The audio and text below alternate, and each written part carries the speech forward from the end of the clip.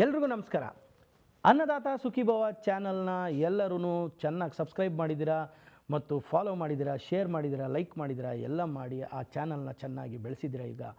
ಈಗ ನಮ್ಮ ಏನು ಅಂದರೆ ಅನ್ನದಾತ ಸುಖೀಭವ ಕಾರ್ಯಕ್ರಮದಲ್ಲಿ ಏನೇನೆಲ್ಲ ಮಾಡ್ತಿದ್ವಿ ನಾವು. ಅನ್ನದಾತ ಸುಖೀಭವ ಕಾರ್ಯಕ್ರಮದಲ್ಲಿ ಬುಧವಾರದೊತ್ತು ಹಾಗೂ ಶುಕ್ರವಾರದೊತ್ತು ಅನ್ನದಾತ ಸುಖೀಭವ ಅದು ಎಪಿಸೋಡ್ಸ್ ಬರುತ್ತೆ. ಅಲ್ಲಿ ಚಿತ್ರರಂಗದ ಆಗು ಹೋಗುಗಳ ಬಗ್ಗೆ ಮಾತಾಡ್ತೀವಿ.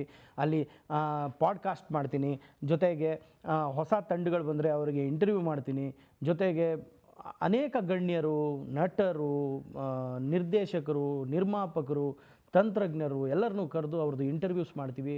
ಮತ್ತು ಹೊಸ ತಂಡಗಳು ಒಳಗಡೆ ಬರಬೇಕಾದ್ರೆ, ಹೊಸಬ್ರು ಯಾರಾದರೂ ಚಿತ್ರರಂಗದೊಳಗೆ ಪಾದಾರ್ಪಣೆ ಮಾಡಬೇಕಾದ್ರೆ ಅವ್ರಿಗೆ ಒಂದು ಮಾಹಿತಿಗಳನ್ನ ಕೊಡ್ತೀವಿ. ಜೊತೆಗೆ ಫಿಲಮ್ ಫೆಸ್ಟಿವಲ್ಸ್ ಬಗ್ಗೆ ಮಾಹಿತಿ, ಚಿತ್ರರಂಗದ ಆಗು ಹೋಗುಗಳ ಬಗ್ಗೆ ಎಲ್ಲ ಮಾತಾಡೋದು. ಇದು ಬುಧವಾರ ಹಾಗೂ ಶುಕ್ರವಾರ ಎಪಿಸೋಡ್ಸ್ ಬರ್ತವೆ.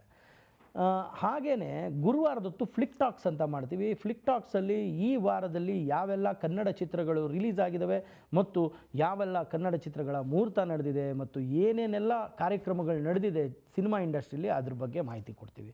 ಅದ್ರ ಜೊತೆಗೆ ನಾವು ಶನಿವಾರದೊತ್ತು ರೆಟ್ರೋ ಟು ಮೆಟ್ರೋ ಅಂತ ಒಂದು ಕಾರ್ಯಕ್ರಮ ಮಾಡಿದ್ದೀವಿ. ಅದು ಸಿನಿ ಜರ್ನಿ, ಅಂದರೆ ನಮ್ಮ ಕನ್ನಡ ಸಿನಿ ಪಯಣ ಏನಿದೆ ಅದರ ಹಿಸ್ಟ್ರಿ ಅದು.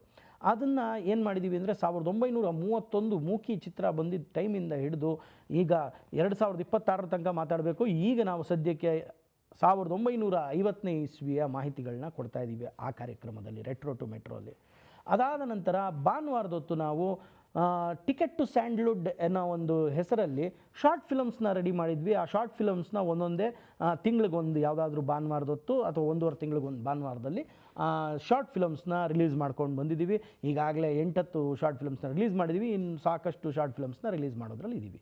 ಸೊ ಇವಾಗ ನಮ್ಮ ಅನ್ನದಾತ ಸುಖೀಭವ ಚಾನಲಲ್ಲಿ ಉಳಿದಿರೋದು ಸೋಮವಾರ ಹಾಗೂ ಮಂಗಳವಾರ.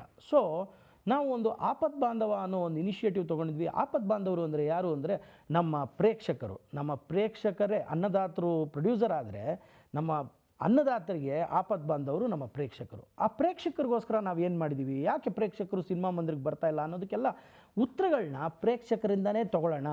ಅದಕ್ಕೋಸ್ಕರ ನಾವು ಪ್ರೇಕ್ಷಕರನ್ನ ನಾವು ಸಿನಿಮಾ ರಂಗದವರು ಹೇಗೆ ನಡೆಸ್ಕೋತಾ ಇದ್ದೀವಿ, ಅವ್ರನ್ನ ಹೇಗೆ ಚಿತ್ರಮಂದಿರದ ಕಡೆ ಸೆಳೆಯೋಕ್ಕೆ ಪ್ರಯತ್ನ ಪಡ್ತಾ ಇದ್ದೀವಿ ಅನ್ನೋದ್ರ ಬಗ್ಗೆನೇ ಈ ಆಪತ್ ಬಾಂಧವ. ಅಂದರೆ ಆಪತ್ ಬಾಂಧವ ಅಂದರೆ ಪ್ರೇಕ್ಷಕ, ಅವ್ರಿಗೋಸ್ಕರನೇ ಈ ಒಂದು ಅಂದರೆ ಪ್ರೇಕ್ಷಕರಂದರೆ ಯಾರು ನಮಗೆ? ಪ್ರೇಕ್ಷಕರಂದರೆ ಎಲ್ಲರೂ.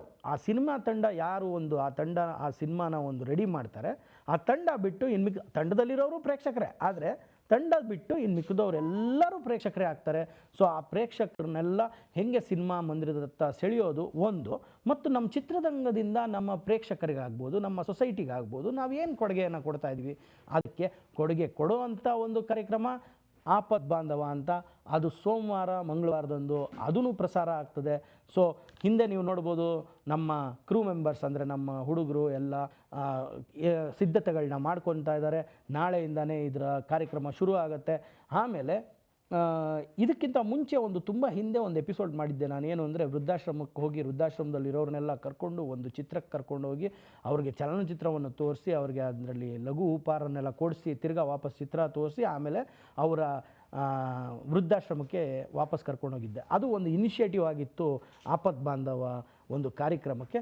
ಬಟ್ ಈಗಲಿಂದ ಮುಂದಕ್ಕೆ ಆಪತ್ ಬಾಂಧವ ಕಾರ್ಯಕ್ರಮ ಕಂಟಿನ್ಯೂಸ್ ಆಗಿ ನಡೀತಾ ಹೋಗುತ್ತೆ. ಸೊ ನಮ್ಮಿಂದ ಯಾವೆಲ್ಲ ಚಿತ್ರಗಳಿಗೆ ಏನೆಲ್ಲ ಅನುಕೂಲ ಆಗಬೇಕು ಆ ಥರ ಚಿತ್ರಮಂದಿರದ ಕಡೆ ನಾವು ಪ್ರೇಕ್ಷಕರನ್ನ ಕಳಿಸೋ ಪ್ರಯತ್ನ ಈ ಮೂಲಕ ಮಾಡ್ತೀವಿ ಅಂತ ಹೇಳ್ತಾ, ಸೊ ಆಪತ್ ಬಾಂಧವ ಅನ್ನೋ ಕಾರ್ಯಕ್ರಮ ಸೋಮವಾರ ಮಂಗಳವಾರ ಬರುತ್ತೆ. So keep watching.